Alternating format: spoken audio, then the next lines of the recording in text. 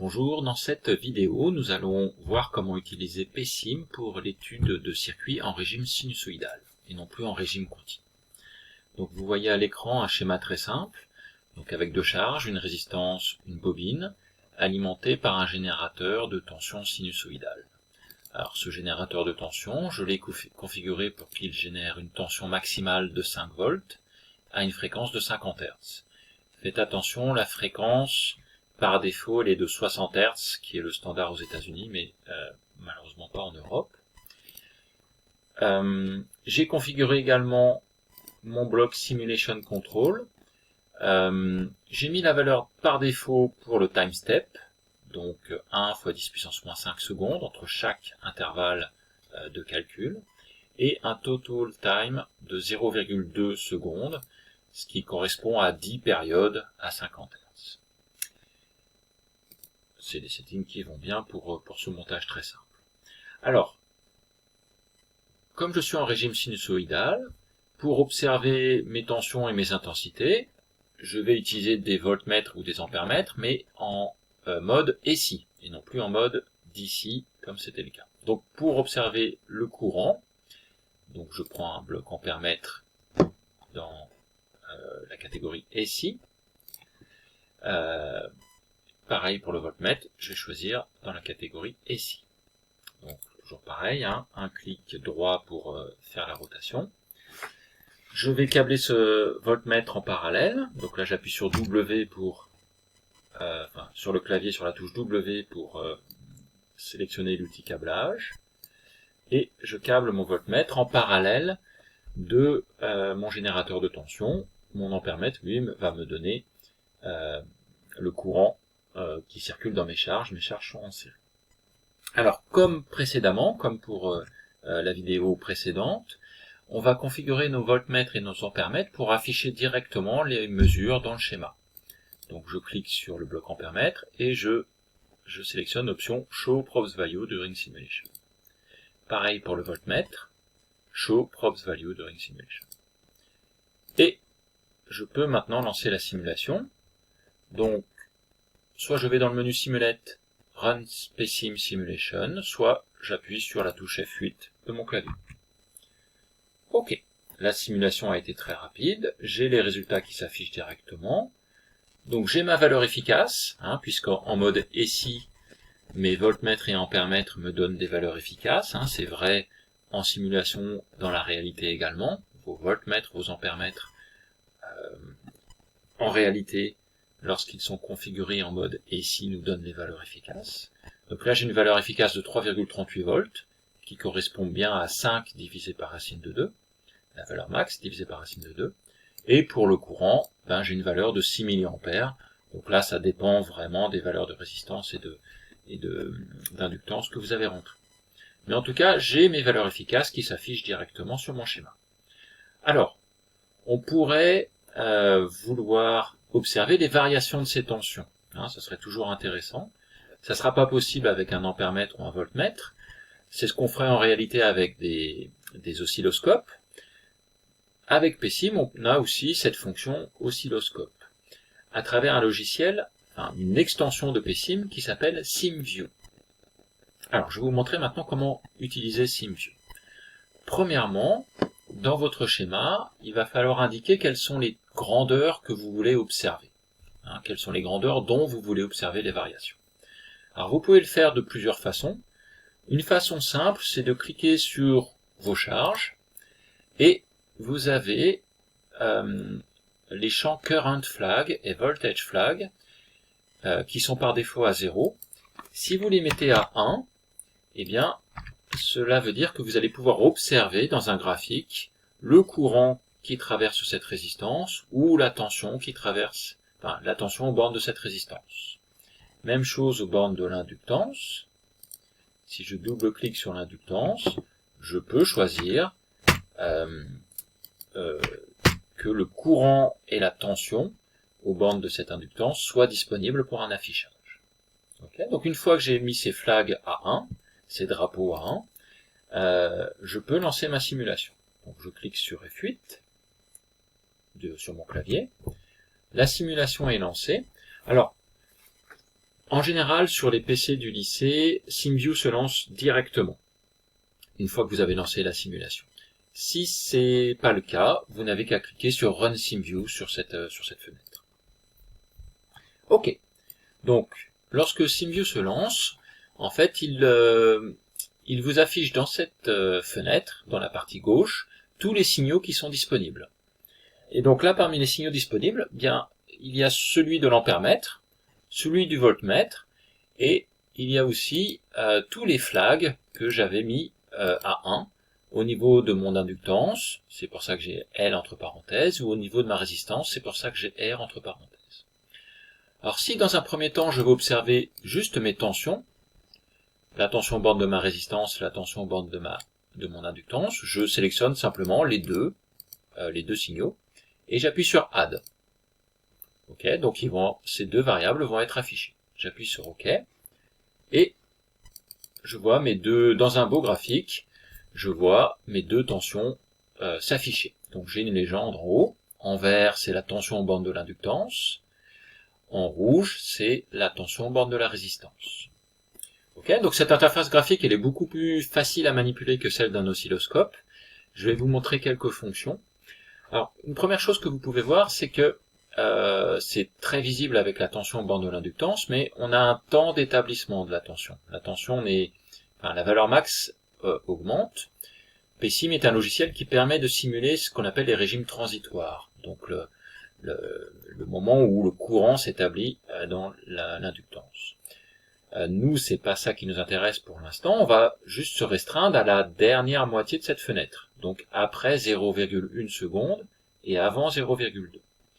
Donc pour régler ça, pour régler en fait l'axe des abscisses, l'axe des temps, vous appuyez sur X, X comme abscisse, Customize the X-axis. Et là, je peux choisir la plage, donc je vais choisir de 0,1 à 0,2. Donc là encore une fois, faites attention, pas de virgule, mais des points. C'est un logiciel anglo-saxon, si vous mettez des virgules, il ne va pas prendre en compte votre entrée. Vous cliquez sur OK, et donc là on a juste affiché la deuxième moitié de la fenêtre, entre 0,1 et 0,2 secondes. Donc c'est assez pratique. Autre fonctionnalité pratique avec SimView, c'est que vous pouvez faire afficher des curseurs. Alors des curseurs verticaux ou des curseurs horizontaux. Par exemple, je vais afficher des curseurs verticaux, des barres verticales, en cliquant sur ce bouton en bas. Et donc, je vois ces barres verticales s'afficher. J'ai l'une qui porte le numéro 1, la deuxième qui porte le numéro 2, et je peux les déplacer. Donc je clique dessus avec un clic gauche, je reste cliqué, et je le déplace. Alors mettons que je veuille mesurer la période, donc je vais placer ces curseurs à chaque maximum de ma tension rouge, celle aux bornes de la résistance, et j'ai ce tableau là à côté qui me donne plusieurs choses. Donc ça me donne x1, c'est le temps au niveau du curseur 1, donc là il est de 0,12 secondes à peu près, un peu plus. x2 le temps au niveau de mon second curseur, donc entre 0,14 et 0,16, donc voilà, 0,15 à peu près. La différence entre les deux, donc là c'est des temps, donc là on a à peu près 2 fois 10 puissance moins 2 secondes, et le 1 sur delta, donc c'est l'inverse du temps entre les deux. Donc là si on analyse un petit peu ce que l'on a, le temps entre les deux maximum de ma tension, c'est ma période. Donc là ce que m'affiche SimView, c'est que j'ai une période de 2 fois 10 puissance moins 2 secondes, et l'inverse de cette période, donc 1 sur delta, c'est ma fréquence. Donc je retrouve bien une fréquence d'à peu près 50 Hz, celle que j'avais rentrée, donc aux imprécisions de mesure près. Si je fais la même manipulation, cette fois-ci pour mesurer la période sur ma tension verte, je déplace mes curseurs pour être à 2 maximums consécutifs de ma tension verte. Donc cette fois-ci, j'ai toujours donc un delta, donc une période de 2 fois 10 puissance moins 2 secondes à peu près, et une fréquence, donc l'inverse de la période, qui est de 50 Hz. Ok. Alors c'est pas les seules choses qui peuvent s'afficher. Il y a des choses intéressantes qui peuvent s'afficher, notamment les valeurs RMS. Donc ce qui est affiché dans ce tableau, vous l'activez à travers, enfin vous pouvez ajouter des choses avec ces boutons-là. Alors je ne vais pas tous les décrire, on les verra en cours de route, mais le bouton RMS, donc pour RMS c'est l'acronyme de Root Mean Square, c'est l'acronyme anglais qui correspond à la valeur efficace. Donc quand j'appuie sur RMS, en fait dans cette colonne, on voit s'afficher les valeurs efficaces. Mais ce sont les valeurs efficaces calculées entre mes curseurs. Pour que cette valeur soit correcte, il faut que mes curseurs soient très espacés. Donc plus ils sont espacés l'un de l'autre, plus mes valeurs sont correctes. Donc pour calculer la valeur efficace, pour calculer les périodes, c'est autre. Enfin c'est moins. Donc là j'ai espacé mes curseurs au maximum et je lis mes valeurs efficaces pour ma tension aux bornes de la résistance qui est à peu près de 3 volts et pour ma tension aux bornes de mon inductance qui est à peu près de 1,86 volts. Donc on retrouve les mêmes informations qu'avec un voltmètre ou un ampèremètre, avec en plus l'affichage des tensions qui permettent de mesurer, enfin de voir le déphasage entre nos signaux. Ok. Alors, voici, bon, c'est ce que je voulais vous montrer avec ces tensions. Je vais faire autre chose maintenant, je vais vous afficher, on va essayer de voir un autre diagramme. Donc cette fois-ci, je vais essayer d'afficher le courant et la tension aux bornes de l'inductance. Donc je vais dans Simulate, je fais Run SimView, et cette fois-ci, je vais juste choisir le courant et la tension aux bornes de l'inductance. C'est la parenthèse L qui m'indique. Je l'ajoute, je l'affiche, et je vois mes deux courbes, en rouge, comme indiqué par ma légende, la tension, en vert, comme indiqué par la légende, l'intensité.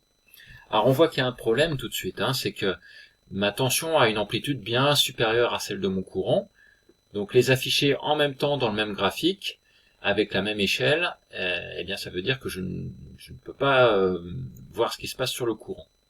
Donc première chose que l'on peut faire, donc en faisant un clic droit sur la légende, I, entre parenthèses L, je peux choisir d'ajouter un nouvel axe des ordonnées, Add New Y-Axis.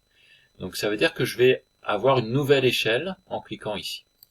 Donc c'est ce que je fais, et donc là, si vous observez, on a une nouvelle échelle en vert, qui correspond au signal vert, qui est celui de mon intensité.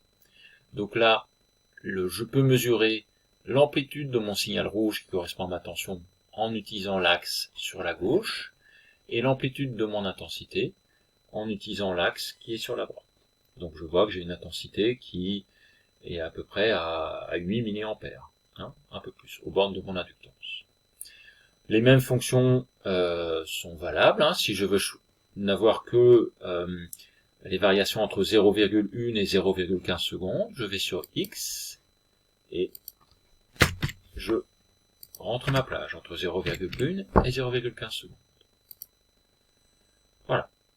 Si je veux mesurer le déphasage entre la tension et mon intensité, je fais apparaître mes barres verticales, et je place ma barre verticale à un maximum de ma tension, ma seconde barre verticale à un maximum de mon intensité, et mon bloc de mesure ici m'indique en fait le déphasage temporel entre mon courant et ma tension, à partir duquel je vais pouvoir calculer mon déphasage angulaire. Donc voilà, j'ai été assez vite dans cette partie-là, mais le mieux c'est de vous familiariser et d'essayer en cliquant sur les boutons. Voilà, c'en est tout pour aujourd'hui. Je vous laisse. Merci.